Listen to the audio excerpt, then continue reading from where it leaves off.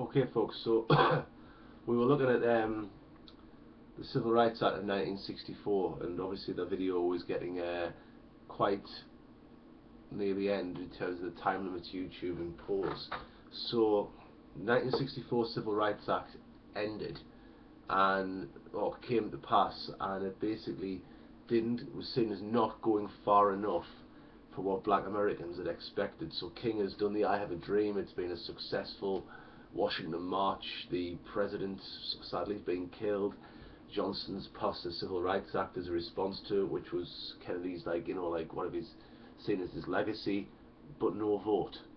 And in the Northeast in particular, there's this feeling that the Civil Rights Act didn't go far enough, and the rioting, you get the riots happening in the northern cities as a response to this, because it feels like everything's been done by the book, right, and the end result has been that they haven't got what they've actually wanted out of it.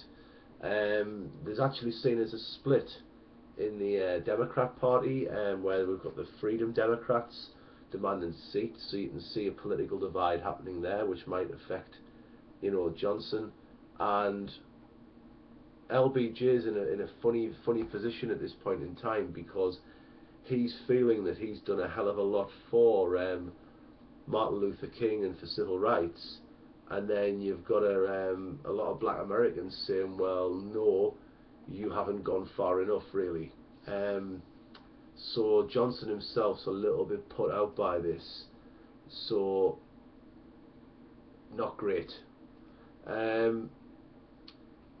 You get 1964 though, King himself gets the reward of the Nobel Peace Prize, and that is to reward the success of his non-violent approach, taking on this Gandhi-esque method, and he gets $50,000 prize money, which he donates in typical Martin Luther King fashion straight back to the civil rights movement.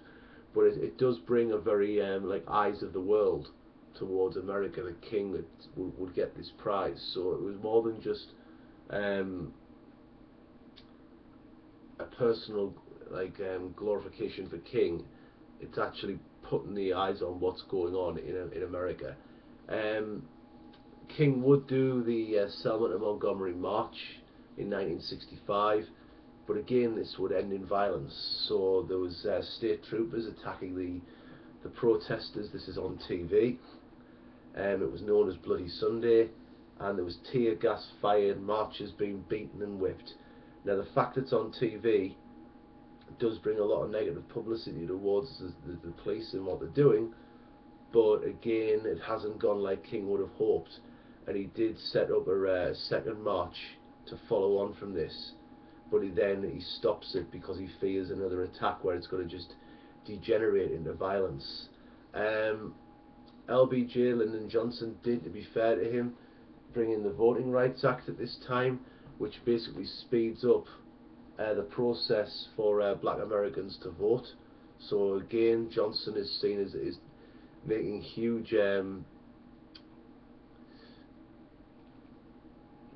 huge strides in the civil rights era. Actually, he's doing a lot for it himself by bringing in this Voting Rights Act, which is again what had been asked for. At the same point in time, you've got the Watts riot happen. Now I know I've touched on this, which again is showing that King was losing influence, that his whole how long not long actually is losing its appeal to a lot of black Americans at this point. You've also got this idea of whose tactics are best. Should we turn towards black power? And you can see that King, on his visit to Chicago, where it was described as worse than anything in the Deep South, he did tape his demands to the door, in mimicking his hero, his idol Martin Luther, because Martin Luther King was actually called Michael and changed his name to Martin after the monk who started off Protestantism. Martin Luther King taped his demands to the City Hall door, but what he does do at this point in time is he annoys a lot of people with his views on the Vietnam War. So King was losing popularity at this point in time, because he said he was against the Vietnam War. Now, rightly or wrongly, when nations go to war, there is like a swell of patriotism and pride for the country. And he says that basically, King says that they were there to occupy it as an American colony, and said that the American government were the greatest purveyor of violence in the world today, which is a hell of a shot against America at that time. And King said, well, you know, why on earth is there all this money being spent on a war in Vietnam when we've got a war on poverty, which, you remember, the I Have a Dream speech was about poverty as well, that is going on in the USA. And President Johnson was absolutely furious because he's brought in, like, his voting rights, he's going through that, and also he's brought in the '64 Civil Rights Act, and he cannot believe what's been said.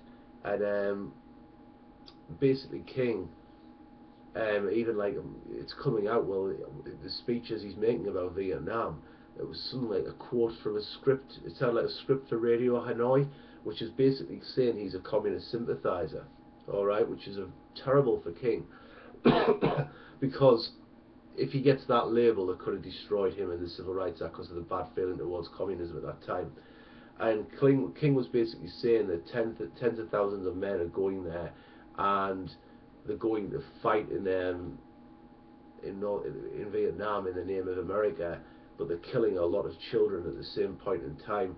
And he says America had escalated this war, but King had to start picking his words because he was conscious of these communist views and labels that were being attached to him. King himself wasn't a communist, but he was very much against the idea of money being spent on a war when people were struggling against poverty back at home in the USA. And he did speak, you know, he did say any society which produced one beggar was a society that was failing. But there were views as well, where you saw a lot of you know, black Americans having to go and fight because they were being forced to go and fight in Vietnam. So Muhammad Ali, for example, refused on these grounds. Where, you know, like King himself said something like, you know, we've got, you know, like young black men who have been crippled in American society, and then we're sending them over to Vietnam, and basically you're watching black and white killing together on like the TV screen because it was a televised war, but they can fight together in the armed forces, but they can't sit together in the same schools. So this is really pretty bad. So this brings you into the Poor People's Campaign, which King starts off as a response to race riots in the North. He's unhappy with the unemployment in America, poor housing conditions, and you've got a really like upset Lyndon Johnson, because Johnson was the president who sent the men into the Vietnam War.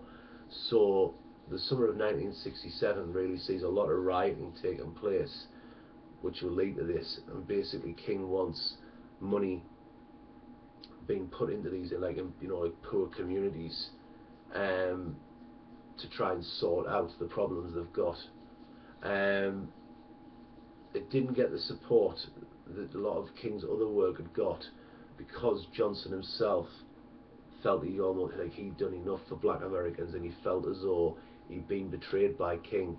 And Malcolm X and Stokely Carmichael, who had been like, you know, were also prominent at this point in time as personalities, alternatives to black Americans, basically aren't going along with what King's doing, because they feel it's taking too long, or they don't agree with his methods. So before King's assassination, there is evidence there to suggest that his message really wasn't as strong as it had been. You know, even after the civil rights I Have a Dream, he didn't get the right to vote, and that would lead to rioting itself from black Americans as a response to the 1964 Civil Rights Act. Now, the King assassination, King was invited to Memphis to support basically rubbish collectors, and basically they were wanting better pay and better working conditions. What had gone on as well is, obviously, there was evidence for where you know, bad weather had affected the ability of these people to work some days, and white Americans would get a full day's pay, whereas black Americans would get the hours they worked that day before weather stopped play, so to speak. So there was a discrepancy in the wages in Memphis. White Americans got paid a whole day's wages, black Americans a couple of hours' wages. So the working conditions were poor, and King was marching in 1968 at the front of this protest in Memphis, and it turned into a riot, and King left and went back to Atlanta, but he felt as though he failed in Memphis. He felt that his methods of non-violent protest had to be proven that they could work, so he decided he was going to go back, and even, you know, like the plane itself he was going back in had to be checked for like a bomb scare. So King knew, you know, he knew that he was facing danger. He knew that, you know, like he wasn't popular like he had been, and there was a chance of death, so there was the bomb threat thrown in on the aeroplane. And he returned to Memphis. He stayed in the Lorraine Motel, where he always stayed. He had his usual room, and he made this prophetic speech which said, you know, like, you know, we'll reach the promised land, but I might not get there with you. And that was his final speech that he made. And the story goes that he actually wasn't going to speak that night, and he had to be called up to say, come down here. You won't believe how many people's turned out in awful weather conditions to see Martin Luther King. So he had to make that speech, and it was almost like a prophecy, because on the 4th of April he was assassinated by a man called James Earl Ray. You know, and that's a story within itself. But with the King assassination, it almost created like a martyr complex for King, where his popularity did seem to be on the decline, his message did seem to be on the decline, and then because he died, it almost like refueled his non-violent approach. However, his funeral took place, and there was 50,000 people attended.